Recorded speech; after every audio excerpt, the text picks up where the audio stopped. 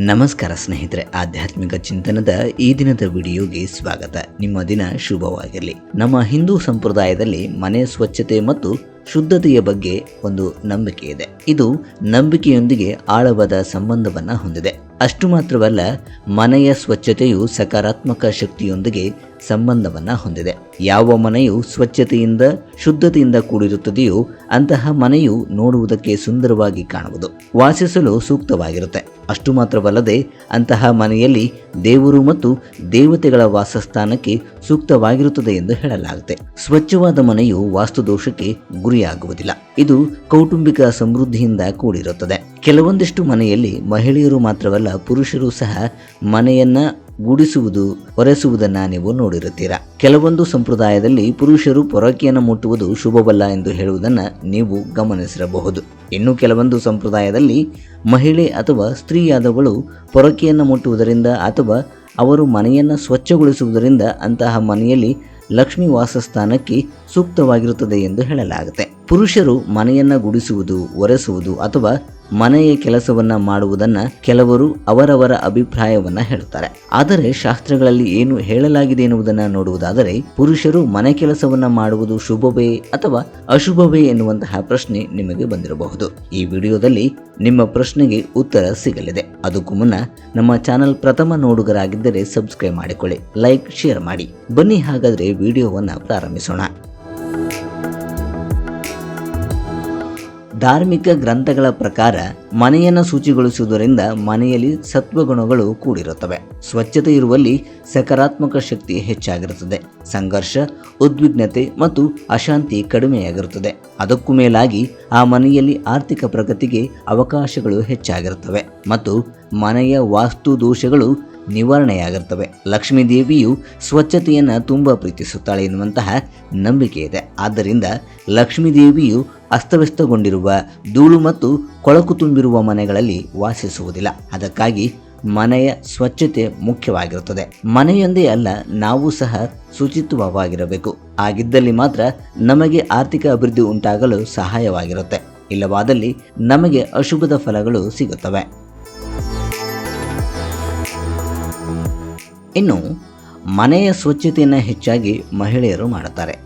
ನಾವು ಗಮನಿಸಿರಬಹುದು. ಆದರೆ ಕೆಲವೊಂದಿಷ್ಟು ಮನೆಗಳಲ್ಲಿ ಪುರುಷರು ಸಹ ಅವರ ಮನೆಯವರಿಗೆ ಸಹಾಯವಾಗಲೆಂದು ಕೆಲಸದ ಮನೋಭಾವದಿಂದ ಮನೆಯನ್ನು ಗುಡಿಸುವುದು ಮತ್ತು ಒರೆಸುವುದನ್ನು ಮಾಡುತ್ತಾರೆ. ಈ ರೀತಿ ಮಾಡುವುದರಿಂದ ಅವರಲ್ಲಿರುವಂತಹ ಅಹಂಕಾರವು ದೂರವಾಗುತ್ತದೆ. ಇದು ಮನೆಗೆ ಸಮೃದ್ಧಿ ಮತ್ತು ಸಾಮರಸ್ಯವನ್ನು ತರುತ್ತವೆ. ಪುರುಷರು ಮನೆಯನ್ನು ಸ್ವಚ್ಛಗೊಳಿಸುವುದು ನಮ್ರತೆ ಮತ್ತು ಸಜ್ಜನಿಕೆಯ ಸಂಕೇತವೆಂದು ಹೇಳಲಾಗುತ್ತೆ. ಧಾರ್ಮಿಕ ನಂಬಿಕೆಗಳ ಪ್ರಕಾರ ಅಹಂಕಾರವೆಂಬುದು ಇಲ್ಲದೇ ಇರುವಂತಹ ಸ್ಥಳಗಳಲ್ಲಿ ಅನುಗ್ರಹ ಮತ್ತು ಸಮೃದ್ಧಿ ಸ್ವಯಂಚಾಲಿತವಾಗಿ ಬರುತ್ತದೆ. ಮನುಷ್ಯನಲ್ಲಿರುವಂತಹ ಕ್ರಿಯೆಗಳನ್ನು ಶುದ್ಧೀಕರಿಸುವುದಕ್ಕೂ ಇದು ಸಂಬಂಧವನ್ನು ಹೊಂದಿರುತ್ತದೆ. ವಾರಕ್ಕೆ ಒಮ್ಮೆಯಾದರೂ ಕಸವನ್ನು ಗೂಡಿಸುವುದು, ಮನೆಯನ್ನು ಒರೆಸುವುದರಿಂದ ಮನಸ್ಸು ಹಗುರಗೊಳ್ಳುತ್ತದೆ ಮತ್ತು ಮನೆಗೆ ಅದೃಷ್ಟವನ್ನು ತರುತ್ತದೆ ಎಂದು ಶಾಸ್ತ್ರಗಳಲ್ಲಿ ಹೇಳಲಾಗುತ್ತೆ. ಇನ್ನು ಮೂರನೆಯದಾಗಿ ಧನಾತ್ಮಕ ಶಕ್ತಿಯನ್ನ ಆಹ್ವಾನಿಸುತ್ತದೆ. ತಮ್ಮ ಮನೆ ಅಥವಾ ಕೆಲಸವನ್ನ ಮಾಡುವ ಸ್ಥಳವನ್ನ ಸ್ವಚ್ಛ ಹಾಗೂ ಶುದ್ಧಿಗೊಳಿಸುವುದರಿಂದ ಮನೆಯು ಆಕರ್ಷಕವಾಗಿ ಕಾಣುವುದು ಮಾತ್ರವಲ್ಲ, ಕುಟುಂಬದಲ್ಲಿ ಪರಸ್ಪರ ಪ್ರೀತಿ ಮತ್ತು ಗೌರವ ಹೆಚ್ಚಾಗುತ್ತದೆ. ಯಾವ ಸ್ಥಳಗಳಲ್ಲಿ ಅಥವಾ ಯಾವ ಮನೆಯಲ್ಲಿ ಶಾಂತಿ ಮತ್ತು ಸಾಮರಸ್ಯ ತುಂಬಿರುತ್ತದೆಯೋ ಅಂತಹ ಸ್ಥಳದಲ್ಲಿ ಸಾಕ್ಷಾತ್ ಲಕ್ಷ್ಮೀ ದೇವಿಯು ನೆಲೆಸಿರುತ್ತಾಳೆ. ಯಾವುದೇ ಕೆಲಸವನ್ನ ಕೇವಲವೆಂದು ನೋಡಬಾರದು. ಅದು ವ್ಯಕ್ತಿಯ ಕ್ರಿಯೆಗಳನ್ನು ಪವಿತ್ರವೆಂದು ಪರಿಗಣಿಸಲಾಗುತ್ತೆ. ಅದು ಶುಭವಾಗಿರುತ್ತದೆ. ಅಂತಹ ವ್ಯಕ್ತಿಯು ದೇವಿಯ ವಿಶೇಷ ಅನುಗ್ರಹವನ್ನು ಪಡೆದಿರುತ್ತಾನೆ. ಪುರುಷರು ಮನೆಯನ್ನು ಗುಡಿಸುವುದರಿಂದ ಅಥವಾ ಒರೆಸುವುದರಿಂದ ಮನೆಯಿಂದ ನಕಾರಾತ್ಮಕ ಶಕ್ತಿಯು ದೂರವಾಗುತ್ತದೆ ಹಾಗೂ ಧನಾತ್ಮಕ ಅಥವಾ ಸಕಾರಾತ್ಮಕ ಶಕ್ತಿಯು ಮೇಲುಗೈಯನ್ನು ಸಾಧಿಸುತ್ತದೆ. ಇದರಿಂದ ನಕಾರಾತ್ಮಕ ಶಕ್ತಿ ಹೊರಹಾಕಲ್ಪಡುತ್ತದೆ ಮತ್ತು ಸಕಾರಾತ್ಮಕ ಶಕ್ತಿ ನಿಮ್ಮ ಮನೆಯ ಪ್ರವೇಶವನ್ನು ಮಾಡುತ್ತದೆ. ಇದರಿಂದ ನಿಮಗೆ ಅವಕಾಶಗಳು ಬರುತ್ತವೆ. ನಿಮ್ಮ ಆರ್ಥಿಕ ಪರಿಸ್ಥಿತಿ ಸುಧಾರಿಸುತ್ತದೆ. ಹಾಗಾಗಿ ಕಸಗೂಡಿಸುವುದು, ಮನೆಯನ್ನು ಒರೆಸುವುದು ಇದು ಅಶುಭವಲ್ಲ, ಇದು ಶುಭವನ್ನು ತರುವಂತಹ ಫಲಿತಾಂಶವಾಗಿರುತ್ತದೆ. ಇದು ನಿಮ್ಮ ಅಹಂಕಾರವನ್ನು ದೂರ ಮಾಡುತ್ತದೆ.